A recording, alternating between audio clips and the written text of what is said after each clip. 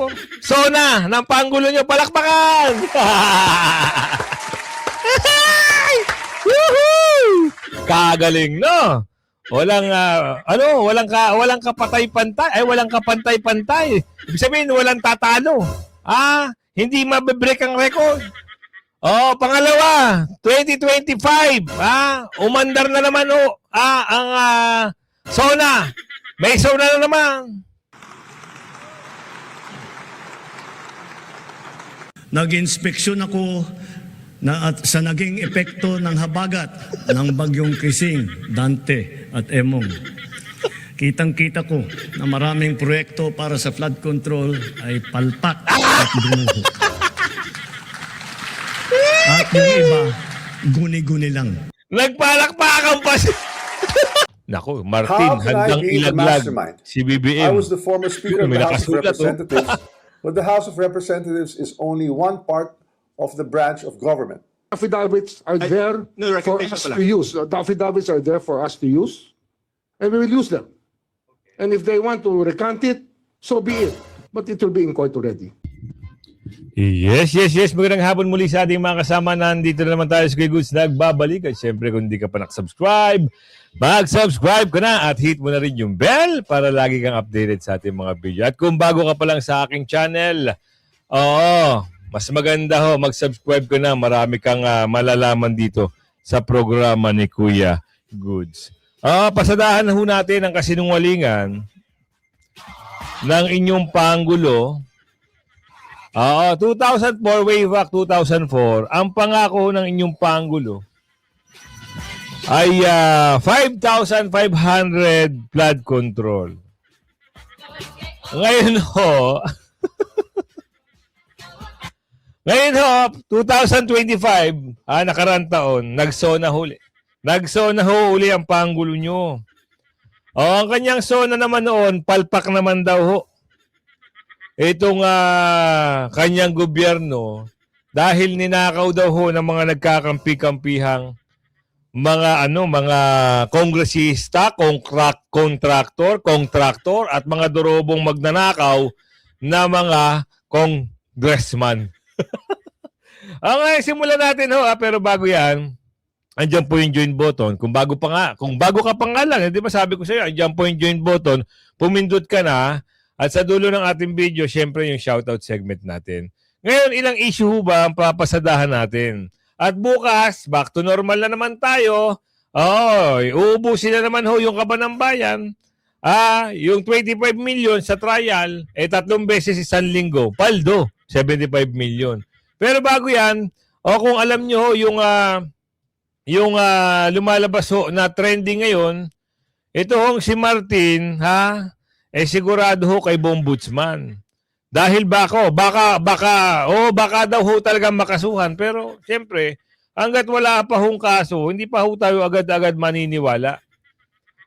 Sabi-sabi lang siguro yan, nakakasuhan. Kasi, ilang linggo na anong 12 pa? Tama ba? Kailan na, 12 days na nakaraan. Tama. 12 days na pala nakaraan ng sinabi ng Pangulo na pinaubaya niya sa ombudsman itong kaso ng kanyang pinsan. Pero may sagot dyan ang kanyang pinsan. Hindi lang ako, sama-sama tayo. Naku, ano kaya kahinat na ng bakbakan ng dalawang magpinsan? Laglagan na ito Pero ito muna. Dahil sa fact-checking ng bagyo, papalapit na meron pa papasok. May lumalabas, may pumapasok. Hindi tayo natatawa dito sa bagyo. Natatawa tayo dahil nalalaman na ang katotohanan na sila ang may kasalanan kaya bumabaha. Sino yan? Siyempre. Ikaw ba naman? 2024, nagsona ka, may masabi ka lang, kahit magsinungaling ka, okay lang. Ngayon, babawiin na sa pangalawang sona, 2025. Last year, ngayon yung SONA naman, iba naman ang tema. Papakulong na yung mga nagnanakaw. Ipasok natin to. At mamaya pasadahan natin. Actually, makikita nyo nga na rin dito sa video na ito, yung mga pagbabae. 'Di ba? Meron diyan mamaya. Isasalang natin 'yon. Isang bagong pasabog ang lumutang sa nagpapatuloy na investigasyon sa umano'y anomalya sa flood control projects. Matapos ang pag-urong ng 4 sa 18 katao na tinaguri ang mga bagmen o dating mga tauhan ni dating Ako Bicol Congressman Zaldico, isang mabigat na pahayag ang binitiwan ni Ombudsman Jesus Crispin Remulla. Ito yung sinasabi natin, ha? Na mabigat ho yung pahayag. Actually, may video tayo niyan. May mabigat ho na pahayag itong si Ombudsman patungkol dito kay Balulong. So, taong bayan na ho kasi ang naghahanap eh. At isa pa, yung Pangulo, sinabi yan. Ngayon, oo, ngayon mayroon ho atang palabas sila na hindi ko alam kung totoo yung kwento na itong pag-withdraw ng 4 na bayarang ex-marines daw di umano ang tawag nila o yung nahatagan ng maleta nasampal ng katotohanan na mukha rin palang pera, sabi na Aling Ledesma, umatraso sa kanilang mga pinirmahan at affidavit. At nilaglag pa si Atty. Baligod na hindi naman daw sila ang gumawa ng affidavit na yun. Totoo ba? Wow! Kagaling! So ngayon, balik tayo sa usapan. Ito si Ombudsman, iimbestigahan daw ho itong pagnanakaw ho. Nino, alam niyo na kung sino ho yung magnanakaw na tinutukoy ng Pangulo. Hindi natin alam kung isang malaking script na naman ba ito. Nagtatanong lang ho kami, ha? Nagtatanong lang ho kami, script ba ito? Anyway, tuloy natin. Ayon kay Remulla, posibleng may kampong nasa likod ng pagbawi ng mga testigo at tinukoy niya ang kampo ni Dating House Speaker Martin Romualdez, pero agad itong itinanggi ni Romualdez. Kaya ngayon, malaking tanong ng publiko. Sa pinakahuling developments 4 sa 18, umano'y dating tauhan o bagmen ni Zaldico ang bumawi sa mga nauna nilang pahayag na may kaugnayan sa mga alegasyon laban sa ilang personalidad sa gobyerno. Yun yung sinasabi nung nag-press con itong si Ombudsman o si Ombudsman nung nakaraang araw, which is Friday, bago pumasok ang Sabado. Hapon nag-press con siya, kaugnay dito, marami ho nga siyang binanggit eh. Ito raw ho yung tao ni Zaldico, ginagamit daw di umano para ma-divert na naman ang usapan. So ngayon, hindi naman daw ho na makakaapekto dahil tuloy-tuloy naman daw ho ang usapan na yan. Totoo kaya? Nilang mga unang pahayag ay naging bahagi ng mas malawak na investigasyon sa kontrobersya sa flood control projects. Ngunit nang bawiin nila ang kanilang mga salaysay, lalo lamang uminit ang usapin. Dito pumasok si Ombudsman Remulla. Ayon sa kanya, hindi simpleng bagay ang nangyaring recantation dahil may mga investigador na umano'y nakabuo na ng kaso batay sa mga nakalap na impormasyon. Yari ka dito, Balulong!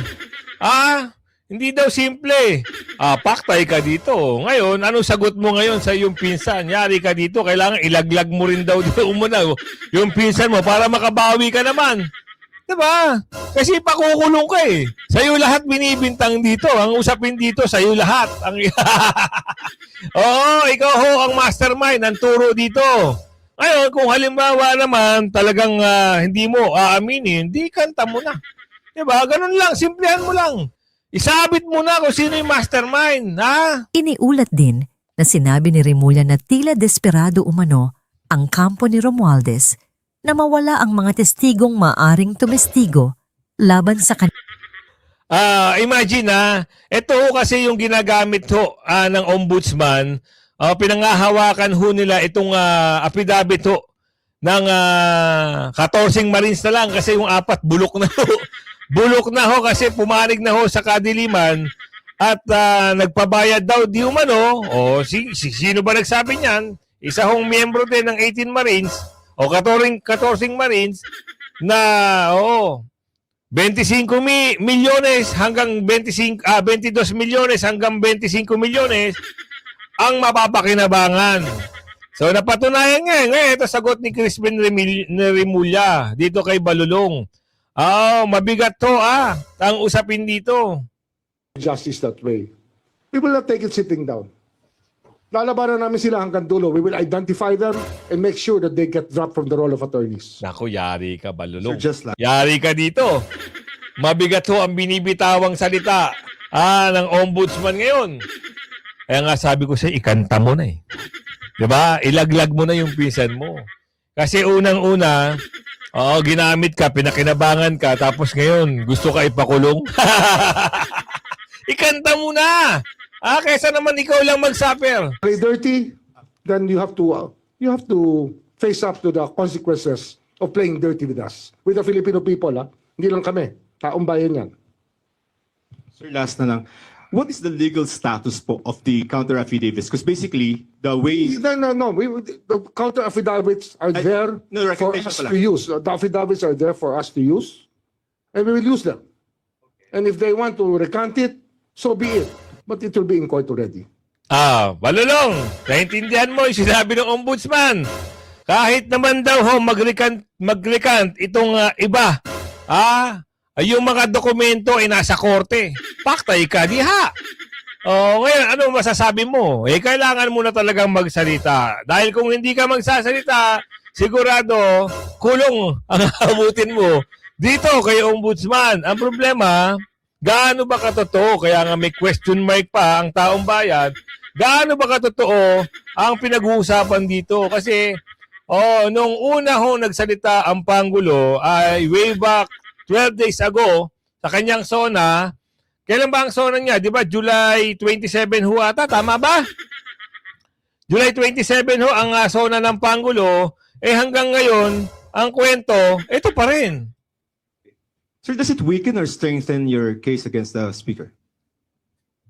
Actually, neither. It doesn't weaken or strengthen. But of course, it just points out to the fact that there are people working on his behalf to obstruct the ends of justice. Can we elaborate? Pwedeng ganon. Merong mga tao na kapaligid, sisirain ng investigasyon, kunwari, nag-recant yung apat, pero sabi rito, kahit mag-recant pa sila lahat, di ko lang alam kung totoo. May galit ho ba itong si ombudsman dito kay dating speaker, o talagang utos din ho ng kanyang amo, napakulong ng kanyang pinsan. Ngayon, hindi naman ho papayag kasi nakita nyo naman yung video dati ng dating speaker na matapang niya hong sinabi na hindi ho siya pwede lang. Pero tuloy natin yung sinabi ng ombudsman dito. They're making people lie. Who's making people lie? Kami, kaya namin takutin ng Marines. Tatakutin namin sila. Ayaw nga nila ng protection kasi nga kaya nila yung sarili nila. Paano sila matakutin? Di ba? We're offering them security and people here are present. We're there when the Marines, may nakangiti pa, may tumatawa pa nga May kinikilig pa nga habang may pirma Tuwan-tuwa At ang punto dito ni Rimulya, merong nasa likod para yung recantation o yung recant na sinasabi nila o yung initras na ang kanilang sinumpaang salaysay o wini-withdraw na, sino ho kaya yung napipindo rito? Ngayon, isa lang ang natutumbok na pangalan dito. Si Martin. Siya ho kasi, yung sinasabi ho ng 18 Marines na pinagdadalahan ng kaperahan. Ngayon, kung hindi ho madadamay ang kanyang pinsan, ito ang sagot ni Ito ang sagot ni Martin. Hindi lang ako. Let us address the most absurd accusation of all, that I am supposedly the mastermind of this corruption scheme. Nako, Martin, How can I handang be the ilaglag mastermind? si BBM. I was the former Speaker of May the House of nakasulat, Representatives, but the House of Representatives is only one part of the branch of government, the legislature. The national budget is not conceived, executed, implemented, bidded out, supervised, and completed by one congressman or even by Congress alone, and certainly not by the Speaker of the House. I want to make this simple and clear. The national budget does not depend on just one person. Nako. The budget does not begin in the House. It begins in the executive. Hala, The agencies and departments prepare their proposals.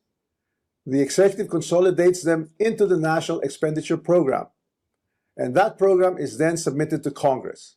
Sagutin mo yan. Oo, pag may kaso na. O, kalaban mo dyan, ombudsman. Patunayan mo na hindi ikaw yung sinasabi ng Pangulo, hindi ikaw yung sinasabi ng 18 Marines na may nalalaman ka doon sa mga mali-maleta. Alam nyo, may lulusot dito kaya gusto nila yan eh. Diba? Pero, malinaw sa malinaw, merong sabuatan dito nangyayari, sabi ni Aling Ledesma. Hindi pagkakaila. Ngayon, laglagan ang labanan dito. Matira matibay. Ngayon, dahil merong pwesto, yung isa dyan, nasa kanya, yung siyempre, nasa ombudsman siya, hindi niya pwedeng ilaglag ang sarili niya kung meron siyang nalalaman. Kailangan, meron silang idiin dito para yung trust ng tao, makakuha sila ng trust ng tao, yung simpansya-bag, kailangan nila magkaroon ng simpatsya ng tao, pero ang tao, ayaw silang pagsimpatyahan, sabi ni Aling Ledesma. From there, the House deliberates, but the House is not one person, and it is certainly not the Speaker alone. It is a collegial body made up of hundreds of members, multiple committees, vice chairs, and institutional processes. In fact, there are around 85 committees, each with its own jurisdiction, leadership, and members. Adi, halika. Ano mo, yung mga kasamahan mo, sama-sama kayo, ituro nyo kamo kung sino yung leader, sino yung mastermind. Kasi baka susunod na linggo, papa-attending ka na. Kasi yun ang sabi, di ba? Kailangan may managot. At nasa korte na. Ang tanong, totoo kaya? Di ba?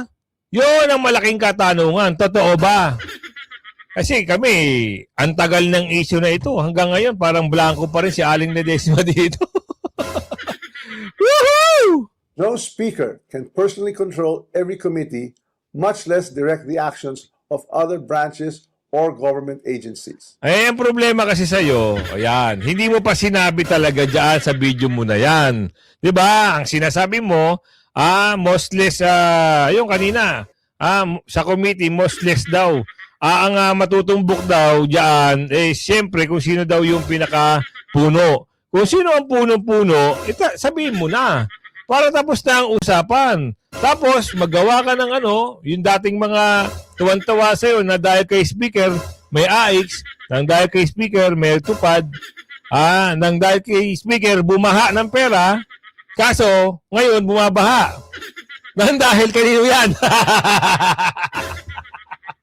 Kanino? Sino ang promotor kaya bumabaha ngayon? Yun ay tanong lang Kasi may mga video dito, talagang bumabaha. Napak-check na ang Pilipinas. May paparating pa bagyo.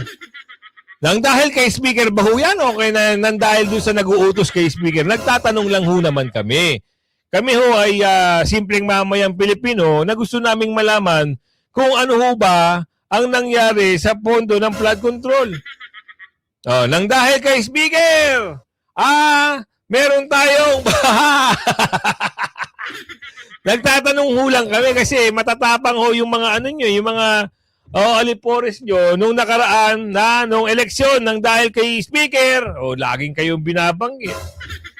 Nagtatanong kami kung dahil kay speaker din ba ang baha. Kasi meron kaming bahang ipapakita dito. Niyabang din ito ng Pangulo Itong mga ito.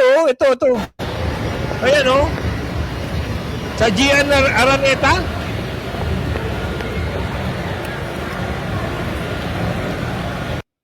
Nang dahil ba kay speaker o nang dahil sa nag-uutos kay speaker kaya binabaha ang kamay nilaan. Hindi lang Gian Araneta kasi alam nyo nabanggit ito ng Pangulo sabi niya ipapasaayos natin. Nakaipon na ba kayo kasi tuloy-tuloy pa rin ang ulan Di ba ang sabi ng Pangulo, mag-ipon kayo ng tubig para pagdating ng tagtuyot. Para pagdating ng taguyot, meron naman tayong tubig. Dami Mag-ipon-ipon kayo para may magamit tayo. Pagdating ng tagtuyot. Anak ka ng bugi. Hindi ho tayo nagtatawa sa baha. Napapack-check ho sino magnanakaw. Doon tayo natatawa. Gusto nyo makakita pa? O isa pa. Ay, hindi yan. Ito. Anak ka ng tipaklong, napack-check silang lahat. Quezon City o Paranaque ito.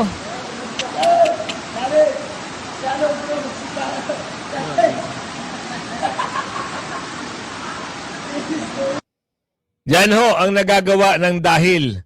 Nang dahil sa mga pagdanakaw, nang dahil sa pandodorobo, hindi na ho nila mapaliwanag kung saan galing ho ang mga tubig na umaagos ngayon dyan. Ang yayabang nyo ng dahil. Ito pa, meron pang isang video. Talagang way back 2024. At pumasok ang 2025. Nagyabang ho ang mama. Unang SONA, 2024, tama? Gumawa na ho daw, Naka-ready na raw ho siya. Nag-ready daw ho siya. Talagang maraming infra.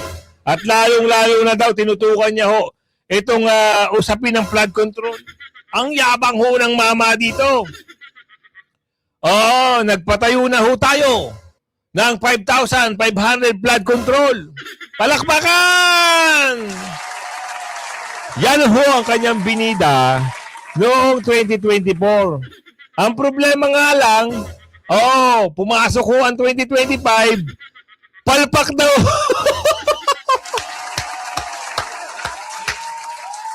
Palpak daw ho, Palpak daw ho, noong 2026, meron na naman siya. Bumanat na naman ho ang mama. Ang sabi ng mama, ipapakulong niya na.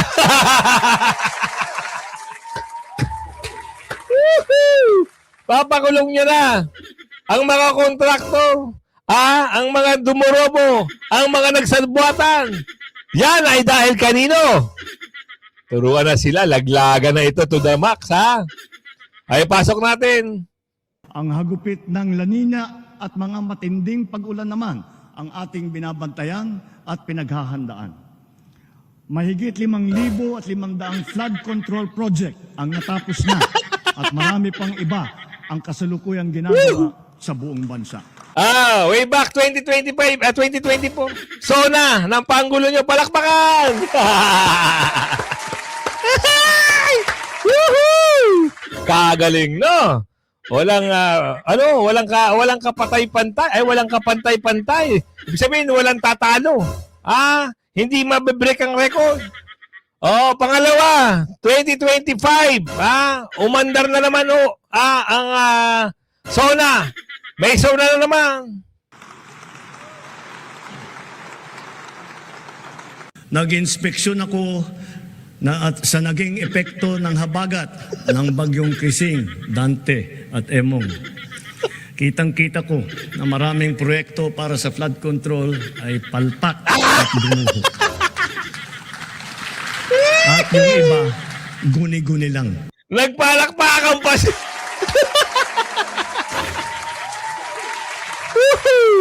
Palpak na ka. Nagpalakpakan pa yung umata na SONA noong 2025. Anak ka ng bugi naman karod.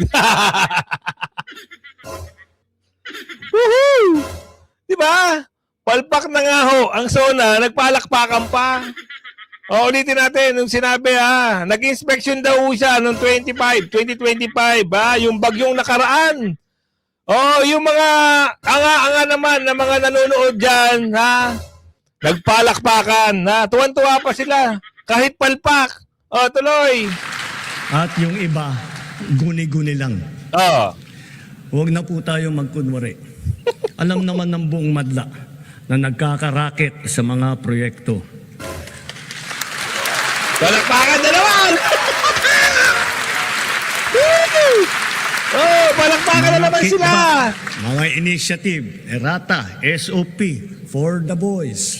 For the boys, For the boys! Flood control, pakpak pala. Dapat to palpak, Sino kaya nag-edit nito? Nakita lang ho natin ito eh. Magaling din yung mindset ng nag-edit nito, no?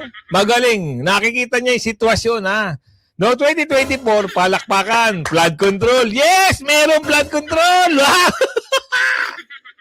Nabangga ng barko. Overwhelm lang. Ha? 2025, bumagyo. Ang daming bagyo. Nagkabaha-baha. Ha? Palpak daw. Ha? At guni-guni. Guni-guni lang pala. Ah, guni-guni. Oh, eto na naman ho ang kanyang banat. 2026. Eto na. Mga unang nakasuhan at nakulong, mga kontratista, matataas na opisyal, pati na mga mambabatas. At dumating na tayo sa punto na ayon sa Ombudsman ay malapit na ang paghain ng patong-patong na kaso laban sa dating speaker. Masakit man sa akin ito, ngunit kailangan nating gawin ang tama. Hindi ako pangulo ng aking pamilya. Hindi ako pangulo ng aking kaibigan. Palakpakan na naman sila! Palakpakan na naman sila! Lang yan naman Ay ka, pangulo ng Pilipinas. kahit to palpak na palpak ka, nagkapalpak-palpak na, nagpapalakpakan pa rin ho yung mga taga-sunod. Di ba? Wala na hong sinabi rito maganda, nagpapalakpakan pa kayo. Di ba sinabi na nga noon, noong 2024, palpak na, palakpakan pa rin sila. Nag-2025, napak-check, palakpakan pa rin sila. Ngayon pa, ito, palpak din, palakpakan pa rin. Ano talaga ang gusto nito mga... Ano ka ng tipaklong, Karudi? Ano ba nangyari sa bansa? At ang tungkulin ko ay sa inyo, ang aking mga kapwa Pilipino. Palakpakan na naman. Diyos ko, Kakibat ng mga Karudi. naisampang mga kaso tiniyak ng inyong pamahalaan na mababawi mula sa mga nagsabwatan ang nakuha nilang pera ng taong bayan. Gayon din, pinigilan natin ang Alam niyo, hindi ako naniniwala dito eh. Nabawi daw yung pera. Nasaan na ho? Bakit ho yung issue ng pondo ng tawag dito ng PhilHealth, asa na ho? Bakit parang hindi ho makita? Eh, nagtatanong ho lang kami, ano na ba nangyari dito sa pondo ng PhilHealth? Diba? Kung binigay naman daw sa National Treasury, eh bakit mangungutang pa ho? At pupunuan ho daw di umano itong kakulungan ng budget ng 2026. Wow, sarap. Baka gusto naman pumaldo. Kaya kung ako dito kay Martin, ilaglag mo ng gusto. Yung pisan mo, ilaglag mo. Kasi ikaw ang gagawing ano niyan. Ikaw lang ang gagawing pambala. Bago siya, ikaw muna. Ikaw ang tinuturo eh. At gagamitin ho yung affidavit ng 18 Marines dito kay Martin, kay Balulong, para ho tuluyan na ho idiin. Ngayon, safe na ho yung pinsan. Bakit? Si Martin lang ho ang napapagbuntungan. Kasi yung isa ho, hindi na ho mahagilap, nasa Europe, si Saldico. Di ba si Saldico, ganun din. Una nilang dinidiin si Saldico. Nung naka-escape po si Saldico, hindi na babalik. Ikaw na ngayon ang diniin, Si Pangulo, diniin ho ni Saldico, nagpa-insert daw di umano ng 100 billion pesos. Wow, sarap. Paldo. Yan, natuwa ba kayo sa ating mga reaction video? Kung kayo ay may mga komento, andyan po yung comment section. At nasiyahan kayo, maaari ho kayo magkomento. At syempre, huwag niyong kalimutan i-like at i-share yung ating video. At doon to tutungo sa shoutout segment natin. Hindi naman tayo magtatapos hanggat hindi ko kayo na siya shoutout. 'Di ba? Mas maganda meron tayong shoutout segment, meron tayong mga ganitong programa.